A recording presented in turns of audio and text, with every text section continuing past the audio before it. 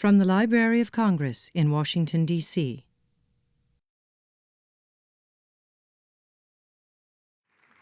Thank you very much.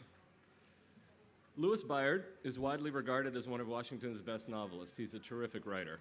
No less august publication than the Washington Post says that Bayard has, quote, ascended to the upper reaches of the historical thriller league. He's been an Edgar and a Dagger award nominee, and he has been named one of People magazine's top authors of the year. In his novel, Mr. Timothy, he brings Dickens's Tiny Tim Cratchit to life as a young adult. And as it turns out, 23-year-old Tiny Tim is now living in a brothel, trading room and board in exchange for tutoring the madam. The Pale Blue Eye, which has been optioned for a film, fictionalizes Edgar Allan Poe's time at West Point. And his most recent novel, The School of Night, is set partly here in Washington and shifts seamlessly between modern-day America and Elizabethan England. Bayard is also a nationally recognized essayist and critic who has written for the Washington Post, the New York Times, the LA Times, Salon, and other publications who really rely on his instincts for good writing and his razor wit. And he is wickedly funny. Consider this passage that I found from his novel, Fool's Errand. Once, without realizing it, they spent 10 minutes conversing about two entirely separate topics. Alex was talking about S&M lifestyles, and Patrick was talking about living in New York. And they didn't realize their error until Alex said, with an air of finality, well, it's a lot to go through just for an orgasm. Ladies and gentlemen, please welcome Louis Bayard.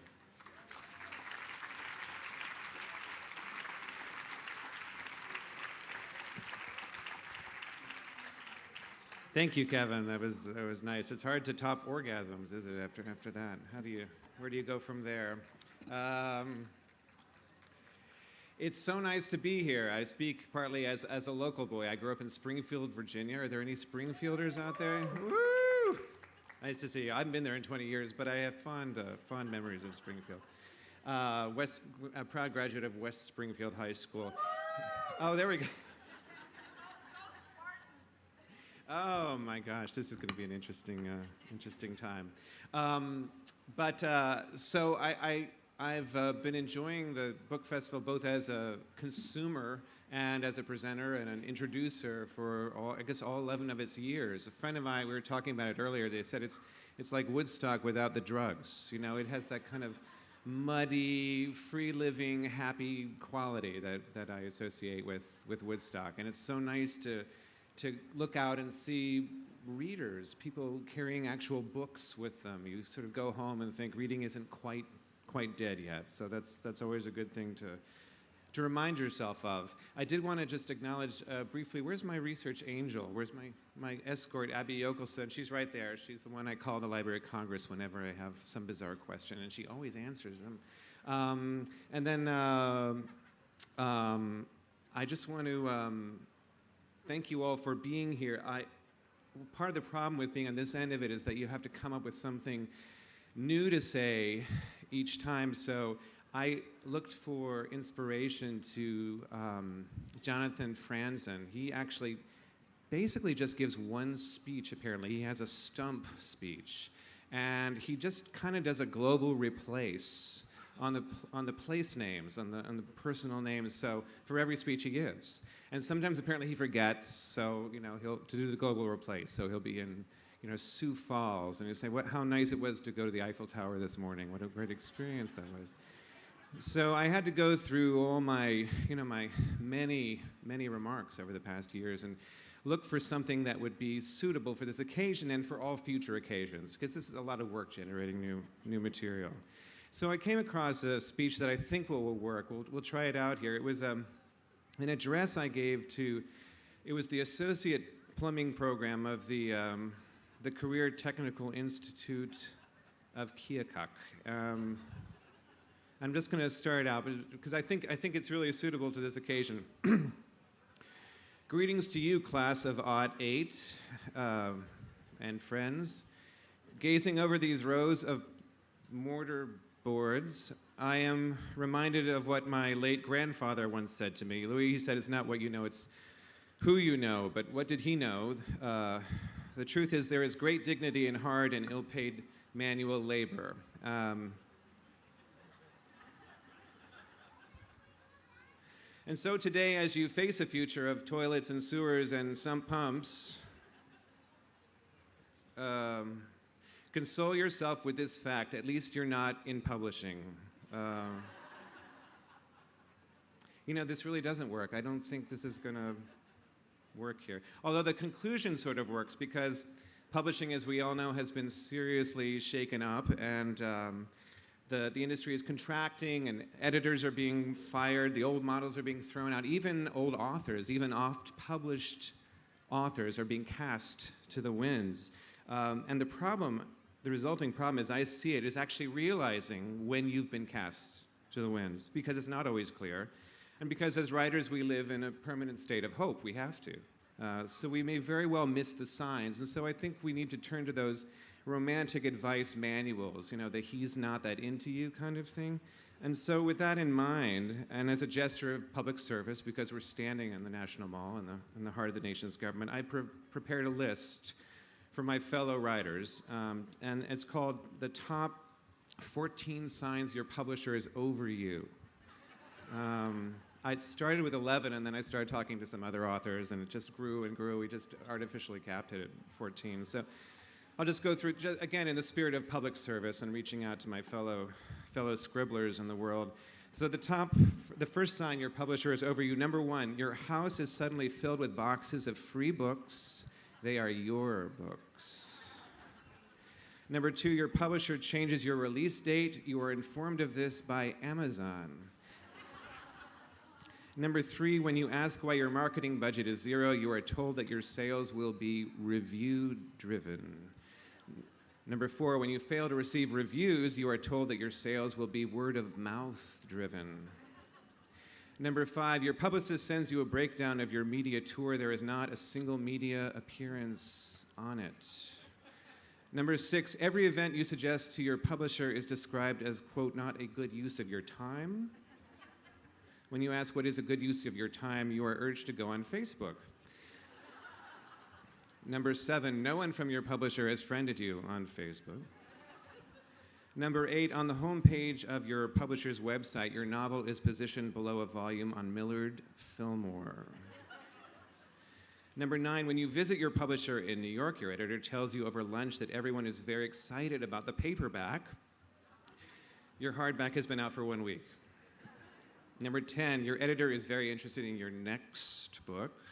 Number 11, the head of marketing squints at you as though you were bringing her dry cleaning. Number 12, on the door of your publicist's office is a copy of the New York Times bestseller list. On it, she has highlighted the book to which she has devoted all her energies. The book is not yours. Number 13, at one time or another, in some meeting, in some room, somebody will lean in and ask if you've ever considered writing YA. And the final, most unmistakable sign that your publisher is over you, you can read this list out loud and know that no one from your publisher will be in the audience. Thank you very much. Thank you. Is my book in there? I left my book.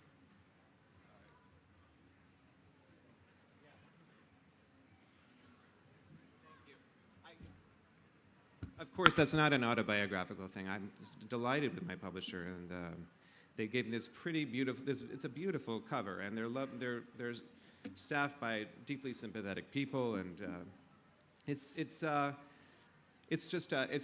The business is in a lot of turmoil, and so it's no wonder that we hearken back to a time when words were just words. They were generated with ink on pieces of paper and held and touched. The simple days of yesteryear, yes. And the characters of my most recent novel are people who pursue these bits of paper, vellum and linen rag, pieces of paper that were considered highly disposable, dispensable at the time they were written.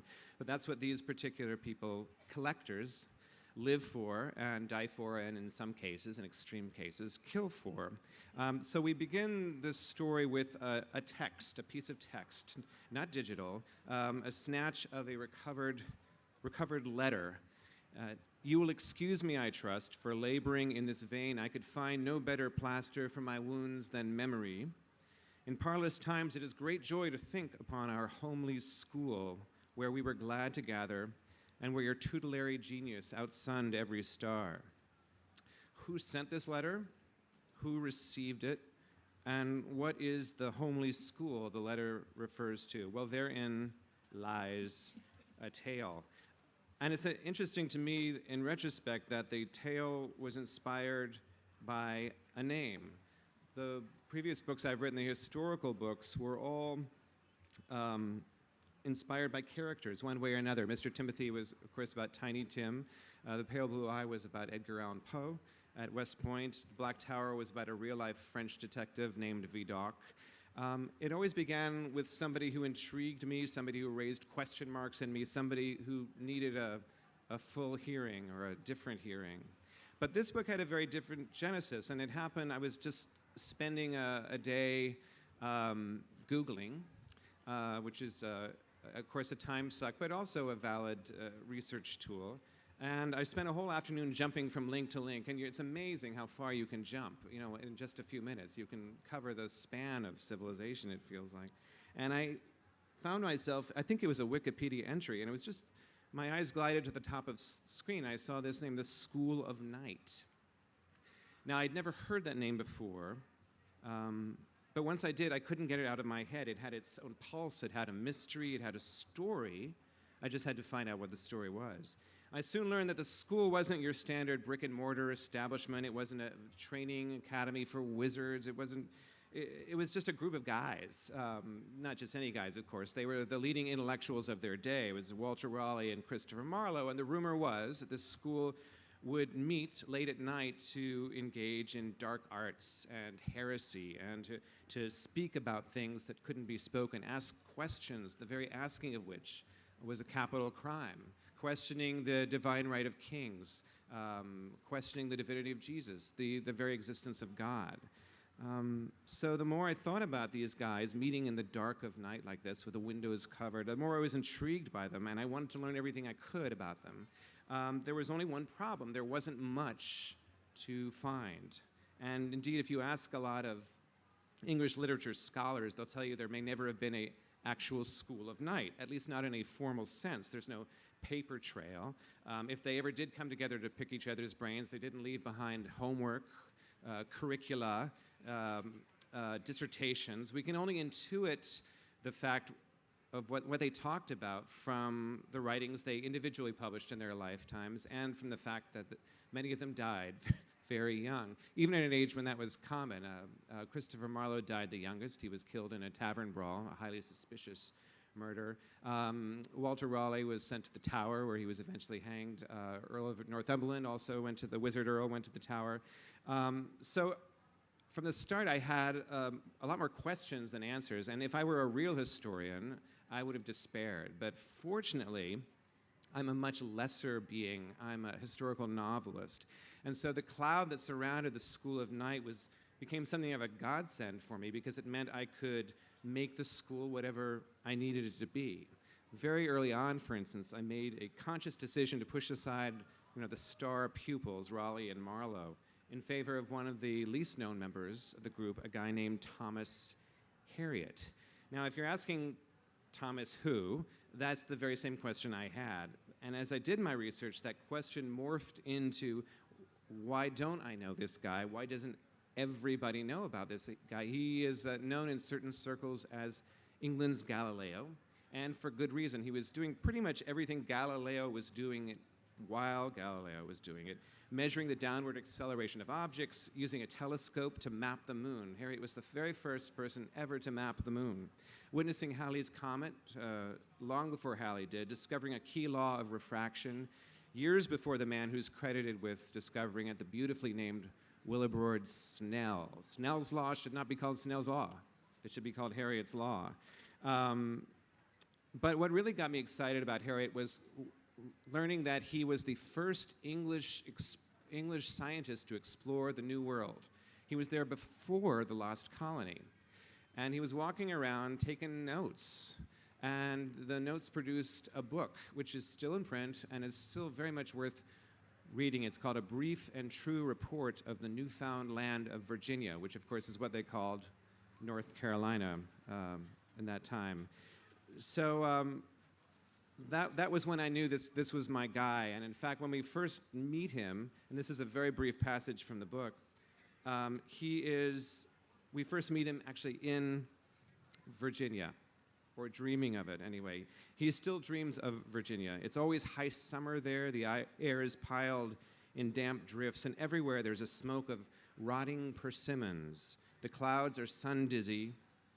He was a young man when he went, 25, stuffed with books, cringing from the light, in no way prepared. How could he have been for the plenitude that met him? Tapestries of silken grass, gourds and pumpkins, thick-shelled walnuts, a river as wide in places as the Thames. It was all more than he could bear in some moments.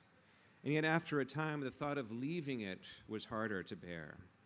Now and then his throat would catch in wonder. Somewhere in this salt-stung wilderness lay, by his own estimate, 28 types of beasts never before seen by Western man. And who was the man charged with finding them, knowing them, naming them? Tom Harriot of Oxfordshire, charter of a new world. For whole weeks he wandered, every day a new day, mapping the flight of a marlin hawk, gauging the length of the native herring. By now, the Algonquins left him largely to himself, so he passed hours and days unmolested, never so much as glimpsing another human being. In his quietest intervals, he could imagine himself the lord of his own vast, green, unpopulated island. Here I will be, he remembers thinking, always. But outside his peaceable kingdom, things were falling apart. From the start, the colonists had been at odds with the Indians. Skirmishes had broken out. Villages were raided and burned, a chieftain assassinated. When Sir Francis Drake came unexpectedly calling, the colony's leaders leaped at his generosity to go back to England, to be free of these savages. It never occurred to them that one of their party might wish to stay. They left in the middle of a hurricane. The sky was black, the breakers high as mastheads, and the pinnace carrying Harriot to sea kept grounding on sandbars. Desperate to be gone, the sailors began jettisoning everything on board. In silence, Harriot watched his chests and books, his writings and instruments, his astrolabe, sinking in the teeming water. By the time the sailors were done, the only possessions left him were the clothes on his back and the pages he had tucked into his boots and a handful of roots in his pockets. From the stern of Drake's bark, he watched the shoreline blur into mist and hail. So when we next pick up with Thomas Harriot, the year is 1603. It's a very fraught time in English history. Queen Elizabeth has done something that no one was ever sure she would do. She has died. And the question of succession immediately raises itself. From the north comes down James of Scotland. And people who were once beloved of the Queen are no longer beloved of the new king, including Walter Raleigh, among others. So we find Thomas Harriot living in a place called Sion House under the patronage of the Wizard Earl, discovering things that he will never share with the world because the world isn't ready to hear them. And in fact, we're still getting around to knowing what Harriot knew and when he knew it, to use an old Watergate parlance, because he published so little in his lifetime. The more I pondered his enigma, the more I wondered if he wasn't putting his findings in a kind of trust for us, the generations of the future, creating a school of night that could bridge past and present. The structure of my book really flows out of that fancy. We have at one level a love story about Thomas Harriot and the young woman who comes to work for him. We also have a modern-day quest in which a group of adventurers, some less savory than others, are hunting for Harriot's treasure, the Pope's ransom that he may have left in, of all places, North Carolina. At first, these two narratives sit side by side, then they begin folding around each other, until by book's end, the two stories have converged. And it's a novel, as a result, that embraces many different forms. There's tragedy. There's a surprising amount of lightness for a book that features the plague. There's actually a fair amount of yucks to it. Romance, adventure, even a whiff of the supernatural, but all applied toward a common end, toward the plumbing of this mystery, which was the same mystery that washed over me when I first listened to that name, the School of Night, that sense of darkness, but also boundlessness. And I wanted to do right by that name, but also by the people that inspired the book. And one of those people who makes a cameo appearance, but a pivotal one, is a guy named Shakespeare. You may have heard about him. It's significant to me. I said that I'd never heard that name, School of Night, before, but I lied, because many years ago, more than I even care to say, I appeared in an undergraduate production of Love's Labour's Lost, by aforementioned Shakespeare. And it's one of his early comedies and his lesser produced comedies, and kind of for a good reason. It's maybe the only Shakespeare play in which you have to say some of the lines in a Russian accent. It's that random. And so I will always treasure the moment when I said, "Farewell, ladies, you have simple wits." That was my best Russian accent. It was undergraduate, it didn't matter so much. But there was a line that completely escaped me at the time. It was really, I thought, a throwaway line. It comes, well, the plot, I'll just briefly outline the plot for you. Love's Labour's Lost is about four gentlemen, Spanish gentlemen, who forswear the company of women. They want to become scholars, right? And live in isolation and create what they call a little academe, like Plato had. And of course, in due nature, in the very first act, in fact, four hot women from France come over. The men conveniently fall each for their own girl, and immediately forswear their vows. And in Act, I think 3 or 4, they've been found out by each other. The jig is up, and they fall back on the old masculine prerogative of insulting each other's girlfriends. And so the king mocks his best buddy Barone for having a girlfriend who's brunette. That was quite the shame, I guess, in those days. And the line he says is, "O paradox, black is the badge of hell, the hue of dungeons, and the school of night." I blew through that line. I had no idea it had any value. But it was about 1920s that a group of English scholars parachuted onto that little turf of text and said, "Wait a minute, is he referring to this reputed school of atheists that Thomas Harriot and Raleigh?" And now there are people who believe this whole play is a little jab in the side of the school, because Shakespeare was conspicuously not part of it and was pretty much on the opposite side of every political fence from these guys. So, and for that reason is the one who lived. That's one of the interesting things about Shakespeare, is that his work lives because he lived. There was a time when he almost got in trouble. It was right after the Earl of Essex was executed. He was allied with the Earl of Essex. If he had been executed, we would never have had Othello or King Lear. So it makes you aware of the provisionality of so much of what lasts in literature. So Shakespeare was always part of this exercise, and I'd be lying if I didn't feel like I was paying a bit of debt to him as well. But the people I had in mind from the whole time were the school itself. When I wrote The Pale Blue Eye, I had on the shelf overlooking my desk, I had an Edgar Allan Poe action figure.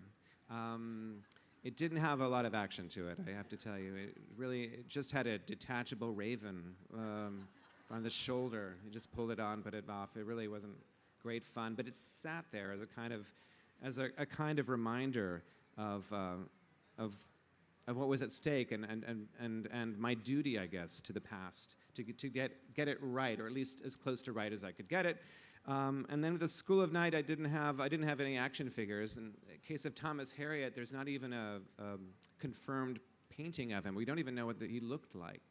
So they were there in more of a spiritual sense, or if put it less mystically, I wanted to do right by their example, because one of the things that continues to inspire me about the School of Night was whether or not they met as a school, they individually and collectively dared to question orthodoxy.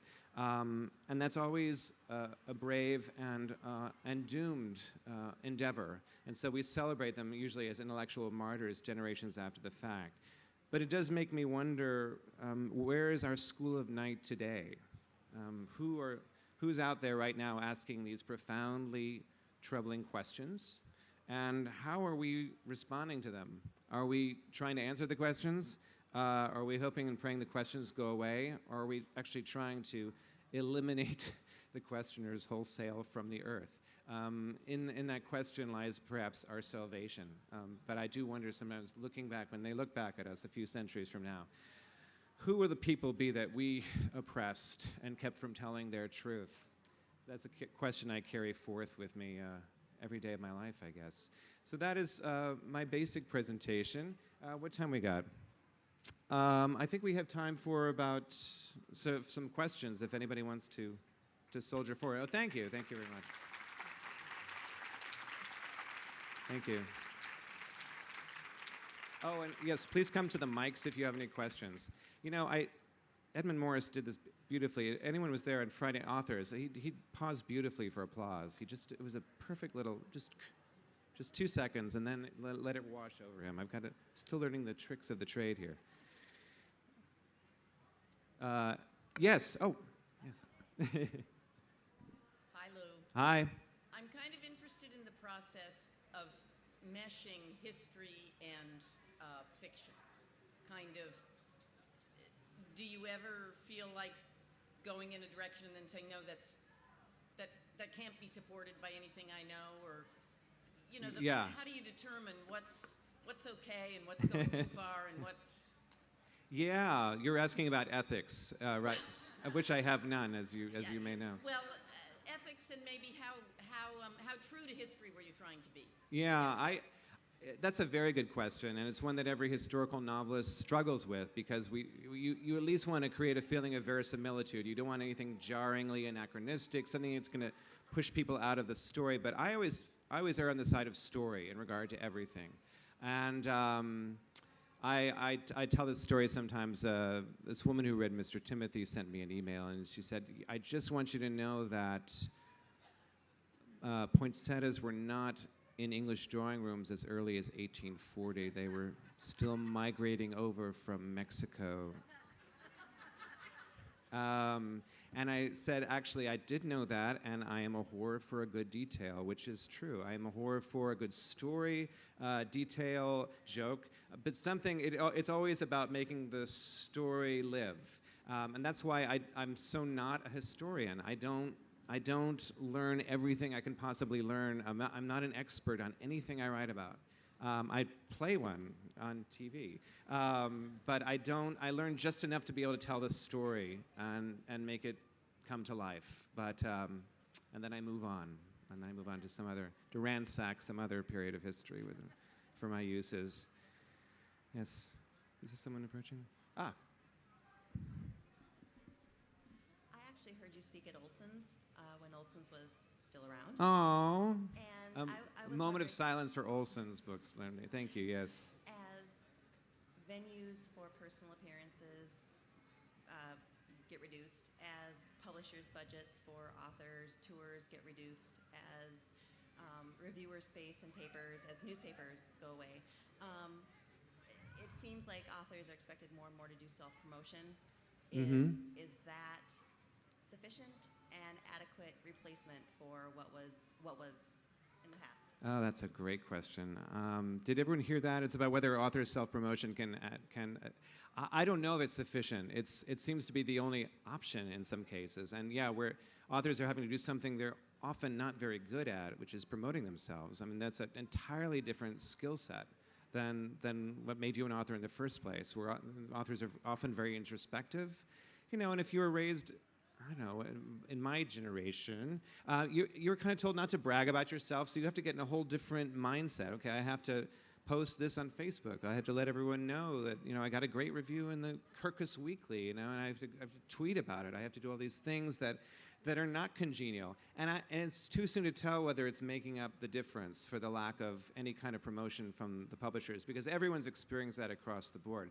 They've thrown out the old book tour model. And that's a good thing, because that was never cost effective, to send authors around the country at extraordinary expense to sell, you know, maybe a dozen copies a night in some bookstore, and one of them was to the drunk off the street. I mean, there was only, it wasn't a very economically wise model, but it was about building relationships with bookstores, which of course don't exist in the same number. And now I think everyone's scrambling. I can think of very few publishers that have really climbed on board the social media. It's starting to happen, but very slowly. It's a little bit like the Titanic, you know. It's turning, but will it turn in time, you know? It's interesting to see. But publishers are still making money. I think it's the authors who are making less and less of getting a piece of the pie. I could go on for days. Can you tell? I'm a whinging malcontent. Anyway, yes. Hi, Nancy. Hi.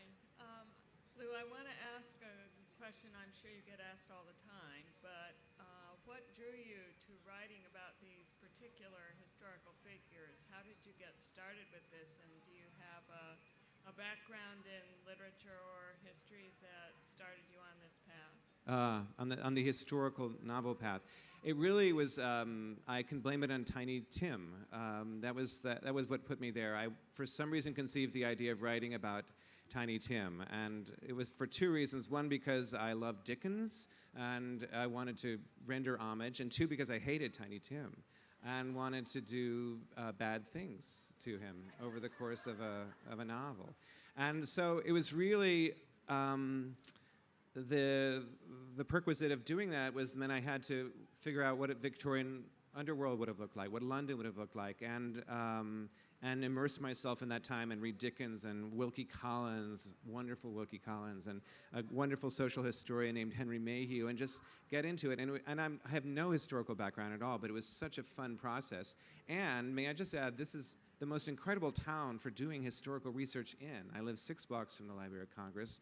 You know, it's Smithsonian. The Smithsonian has its own libraries, and it's an amazing place to be a writer of history, and partly because history is ambient, it's immanent in everything that we have here.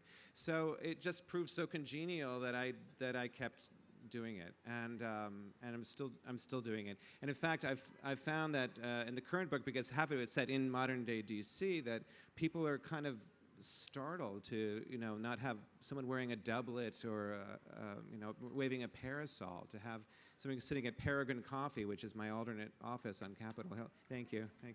Yeah, Peregrine, and all these modern day reference. But I also found, interesting enough, that I had to do almost as much research for the modern day stuff as I did for the history, because you can't actually fake the modern day stuff as easily, because people will catch you out. Even there's more than one poinsettia lady out there waiting to trip me up. Yeah. Oh. I work in a library, and these are coming in every day. So, are you planning a YA novel? Say that again.